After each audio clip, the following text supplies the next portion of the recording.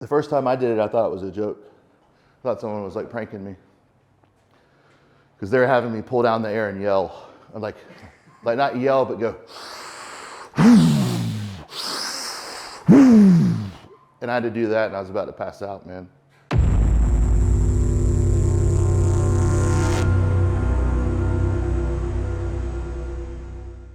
So here we are with Slade. We got him warmed up. Now we're going to do a little bit of an assessment with his squat. And we're going to start with the empty bar. We already got his blood going. He's sweating a little bit. Your blood isn't going as in bleeding yet, but the blood's flowing a little bit. So what we're going to do is get under the bar. I'm going to have him just do his thing. We haven't rehearsed this, and I'm going to give him my best bullets to kind of work on and get through today. Okay. All we're doing here is we're doing a little bit of an assessment. We're going to see what we need to work on, and we'll go from there. So just kind of play jazz, as we call it. So we got the setup here. He's getting tight. He's watched my videos, I bet. So he's walking back. Okay. Looks pretty good. He's setting up. Good position. Good.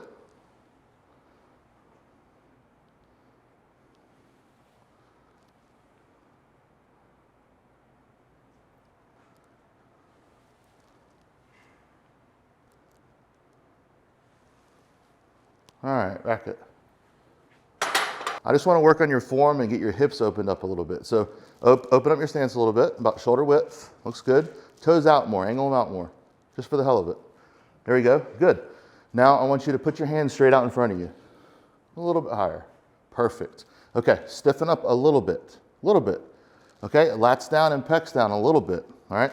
What I want you to do is I want you to sit back into your hips. Look at me from this angle. So you're gonna be here. You're going to stiffen, and you're going to start with your hips, then knees. So it goes hips, then I'm pushing my knees out. I want you to push the knees out. That will allow you to open up your hips, okay? Good. Now this time I want you to really focus on opening your knees up even more, and you'll notice your glutes become more involved. So think about gripping the floor, and don't be intimidated by this word, externally rotating. So you're pushing them out, away from your midline, away from your body. So you're going to think about your femur going away from your body, okay? So stiffen and really open up those knees and sit back into it. See that? Okay. So same thing again, just like that. Yes. Now you're getting your glutes and hamstrings involved. Now let it go. Very good. All right.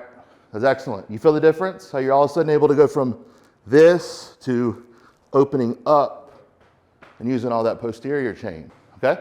So now, take all those cues, we're gonna grab a kettlebell, and it's gonna be even easier to sit back into, because now you have a weight that you can counterbalance, so you can really sit back into that squat, okay?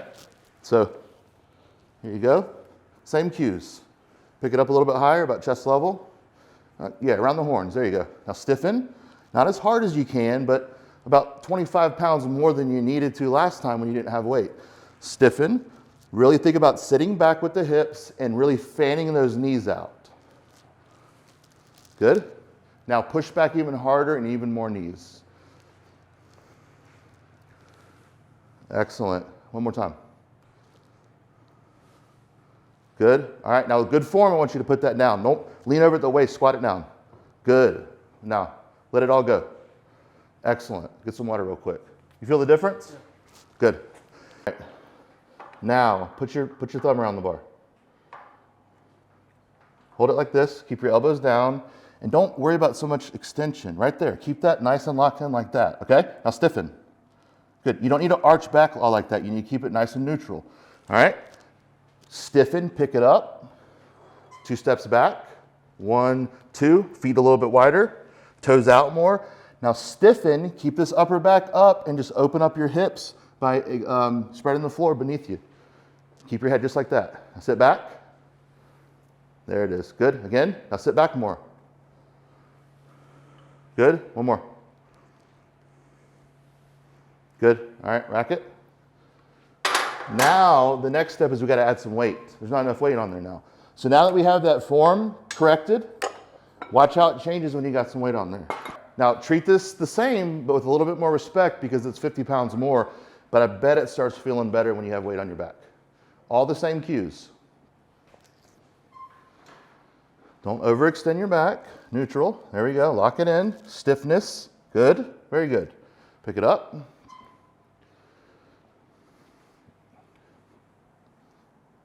Get up taller. Lock your legs out. Head up. There you go. There you go. Now go. Again. Right there. Keep that like that. Right there. Again. Good. One more. Good. Very good. Best one yet. Back in. Good. You did something weird with your back where you like started pitching forward a little bit on the first one, and then you corrected it, and then you pitched, did you see what he was doing there? Yep. Find your position in your back and lock it in there. But I do know at first you were just cranking it so much. Like think about this. If you're cranked back so much in extension, how are you going to be able to sit back into a squat? You got to correct it a little bit, then you can sit into it. Does that make sense? You were doing the right thing, just too hard. Correct strength CBD is 100% CBD isolate derived from hemp. There is 0 THC in our products. We've had multiple law enforcement, military, and fire not only use our drops, but use them successfully while being randomly drug tested on the job. As you see, we have topicals in lavender, sage, lemongrass, and natural. We also have sublingual drops in strawberry, cinnamon, and natural. Our next product is called CryoFreeze. It's 1,000 milligrams of CBD isolate with a menthol formula that you use locally, much like the balms. Use code YT1306 for 20% off your order. That's YT1306. Make sure to check out our brand new gummy line. And thank you so much for all of your support. Same thing. Slow down a little bit. Think about this a little bit more. It's heavier weight. It's by no means your max. It's about 145, but you got to treat it with respect. Okay? Let's do 2 reps this time. Now find your back position, but one thing I don't think will be helpful is if you pick it up with your knees soft and if you're pitching forward. I want you to get under that bar and get tight. So you're going to be here, you're going to be tight, and pop. 1, 2, sip your air, adjust your foot, stiffen, bam, then you go into it, all right? All right, get stiffened, but make sure you have the shelf up, okay? Good. Pick it up with authority. Good, 1, 2, good. Stiffen. 2 reps. Up, beautiful. Again, keep that back tight. Up, beautiful, back in. Your next thing you're gonna have to figure out is how low you want your bar, because the bar is low on your back, and a couple times on that shirt, it's a little bit soft. Right. So I'd recommend like a little bit more of a gritty shirt. Probably like a 50-50 polyester cotton, but that's just, they're not slick.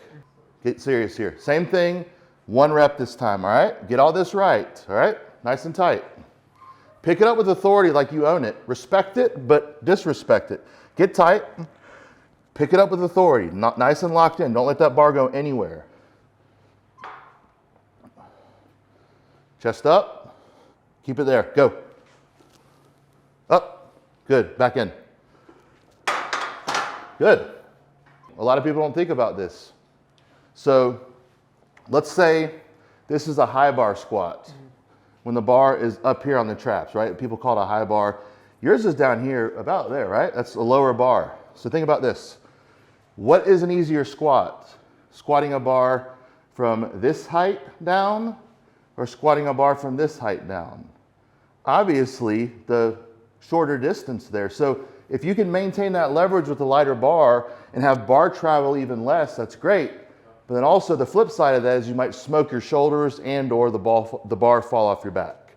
And I've seen that like a million times. So everything is like risk-reward ratio. There's all kinds of ways you can do things. You don't have to squat my way, but I try to combine injury resilience, performance, which to me is most important, but you got to have some injury resilience, right? And then it just has to make sense. You know what I mean? It just has to make sense from just a common sense standpoint. That's the way I like to approach the lifts. People have different ways of programming and squatting 3 or 4 times a week. And that can work for a period of time, but the key is working on something for a long time and just getting a little bit better at it each year and just staying with it. So don't look for quick fixes. There's different ways to squat, but I think this is gonna be a good one for you.